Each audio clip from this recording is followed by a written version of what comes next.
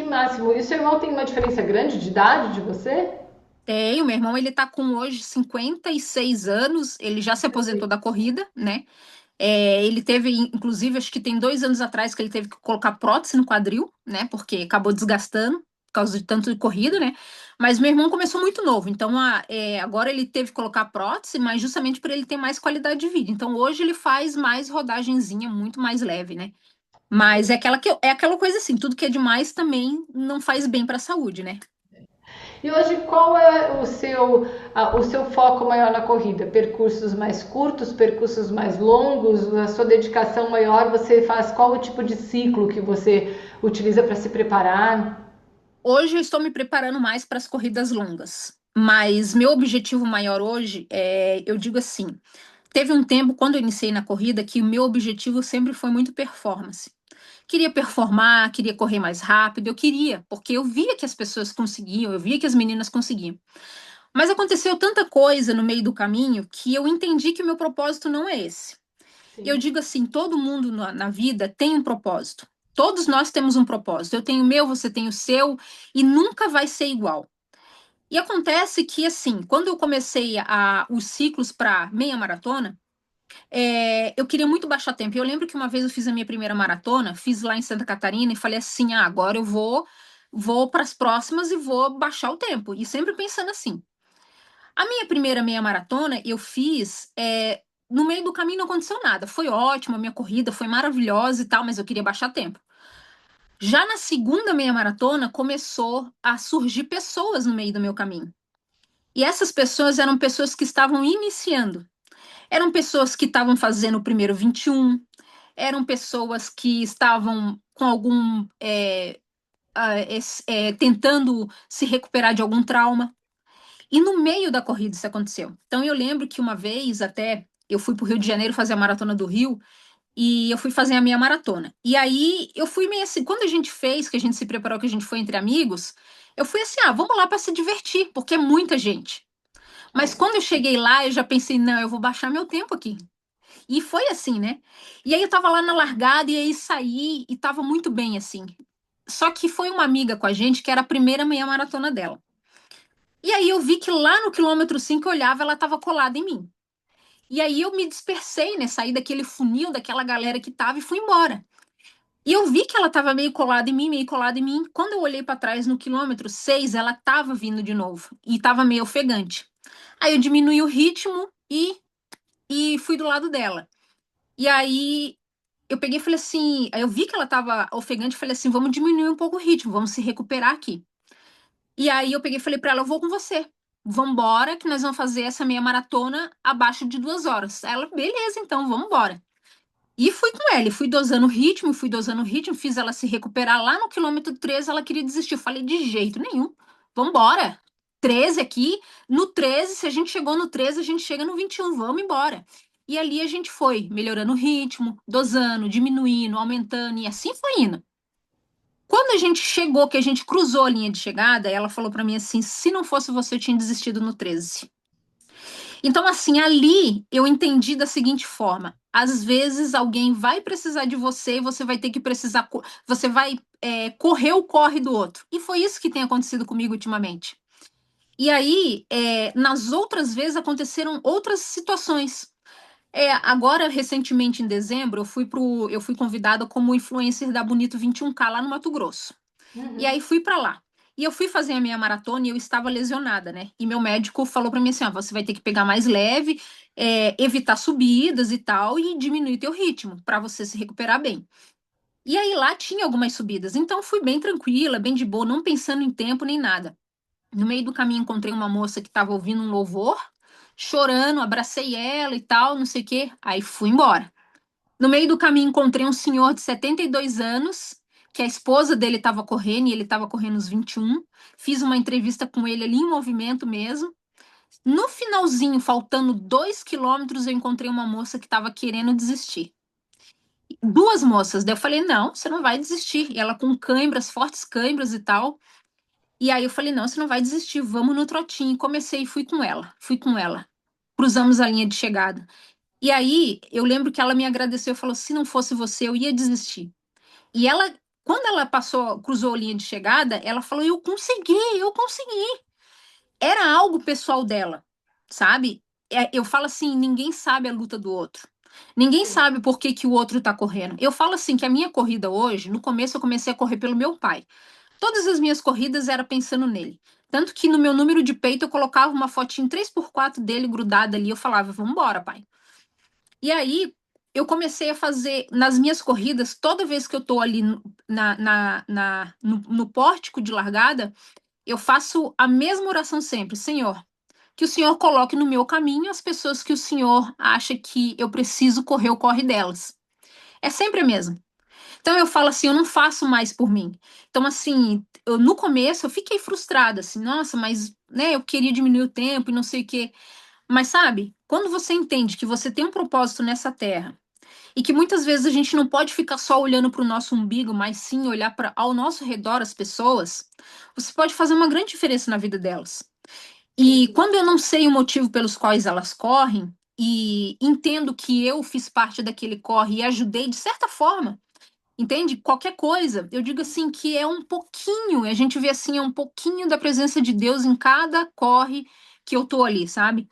Só o fato de eu poder incentivar, ajudar, apoiar, sabe? Falar, declarar palavras positivas, porque eu digo assim: olha, eu vou falar uma coisa para você. Eu cresci numa família que não era assim muito incentivadora, né? E eu sempre tive muitos problemas com a minha mãe. Meu pai era um cara que, nossa, era espetacular, mas a minha mãe, ela tinha muitos ciúmes do meu pai, ela tinha um ciúmes doentio por ele. E ela vivia por ele.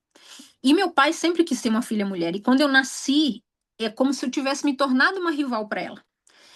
E aí, a gente nunca teve uma boa relação. Então, as palavras da minha mãe sempre foram palavras negativas ao meu respeito. Sempre, sempre. E eu cresci muito com isso. Então, quando eu cheguei na minha adolescência, às vezes, até na época, quando ela falava algumas coisas, eu pensava assim: não, isso é coisa da cabeça dela. Entrava no ouvido e saía no outro. Mas na adolescência, essas coisas, essas palavras negativas começou a me pegar. Porque toda vez que eu fazia algo, eu gosto de fazer alguma coisa. Tudo que me pedir para fazer, eu tenho que fazer com excelência. Para mim, eu faço. Então, eu dou o meu melhor, eu faço, tem que sair perfeito. E aí, quando alguma coisa sai dos trilhos, aí eu já me frustro. E aí eu começou a acontecer assim: ah, minha mãe tem razão, eu não presto para isso, eu não sei o que. Começou essas coisas. E eu lembro que uma vez uma treinadora minha de futebol, que uma vez a gente foi jogar contra umas meninas, e eu lembro que eu era atacante, fiz 4 gols pelo meu time. E perdi um. E aí fiquei muito frustrada e saí de campo. Falei: não, que eu não presto para isso, que não sei o que e tal. E ela foi atrás de mim assim, eu falando dela, pegou e falou assim: Mayra, você viu que você jogou fora os 90% que você fez de bom e se apegou a 1%? Aí eu falei, aí ali virou minha chave. Dela falou: você é dedicada, você treina, você é disciplinada. Não tem por que você achar que porque você perdeu um, que você é uma negação em tudo. E ali virou minha chave, porque ela pegou e falou assim: você tem que entender que às vezes você vai perder. E é normal, porque todo ser humano vai perder. Você vai envelhecer, você vai crescer, e todo mundo, para todo mundo isso. Não existe um ser humano que só vai ganhar na vida. E quando ela falou isso, virou minha chave. Ali eu falei: nunca mais eu vou declarar coisas negativas a meu respeito e jamais vou fazer isso com alguém. Dali por diante, nunca mais. Então, eu me tornei uma pessoa que eu sou positiva, eu olho as coisas. Pode estar um caos, eu olho, eu sempre tenho um pingo de esperança, sempre. Na época que meu pai estava quase morrendo, todo dia eu tinha um pingo de esperança. Não, mas para Deus nada é impossível, enquanto a vida é esperança. Eu sempre pensava assim. E aí, anos depois, veio a Covid e eu tive casos na família de 2 primos que faleceram. Em uma semana, meus tios enterraram 2 filhos, né? E 1 mês, 2 meses depois, aconteceu dentro da minha casa, com meu irmão mais velho, minha família, minha mãe e meus 2 irmãos que estavam, eles fizeram um churrasco, todo mundo pegou Covid.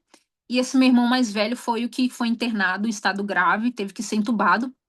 E há 2 meses atrás a gente tinha perdido 2. E minha mãe, ela era muito apegada com esses 2, porque era como se fossem filhos para ela, que tinha a mesma idade dos filhos dela.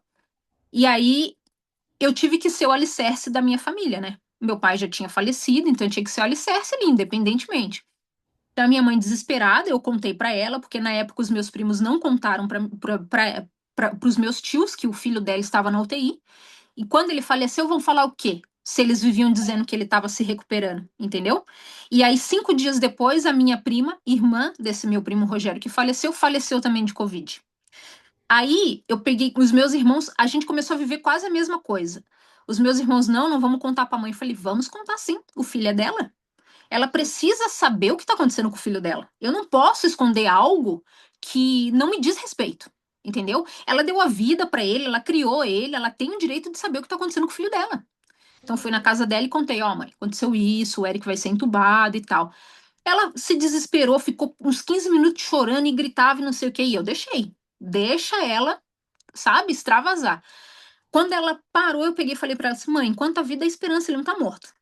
Ele está sendo bem cuidado para que ele seja tratado, para que ele possa voltar à vida.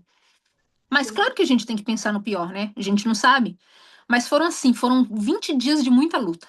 Aqueles altos e baixos, né? Um dia tá bem, no outro dia tá ruim, não sei o quê, mas todo dia eu ligava para ela e contava exatamente o que estava acontecendo, o que os médicos diziam. Não escondia nada dela.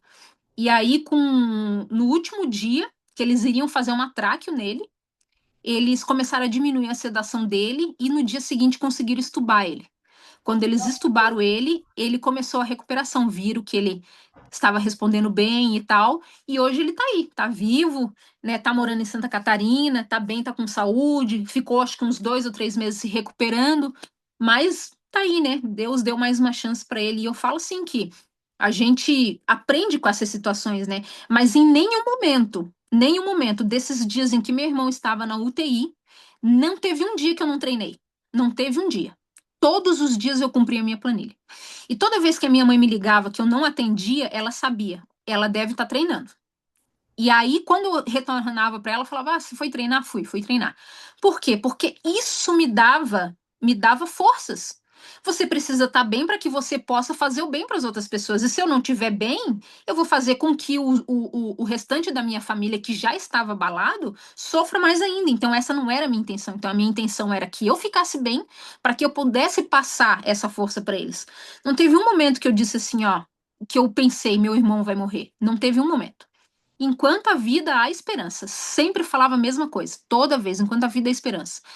Se Deus não levou, é porque não era a hora. E quando for levar, é porque vai ser a hora, porque um dia vai acabar o nosso tempo aqui, né?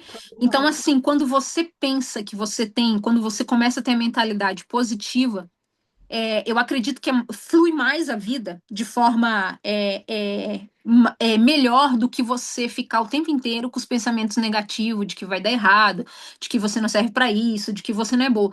E eu tento hoje passar isso para as pessoas que me seguem hoje. Então, tanto na corrida, o pessoal que eu trabalho, hoje eu trabalho muito com organização de corrida.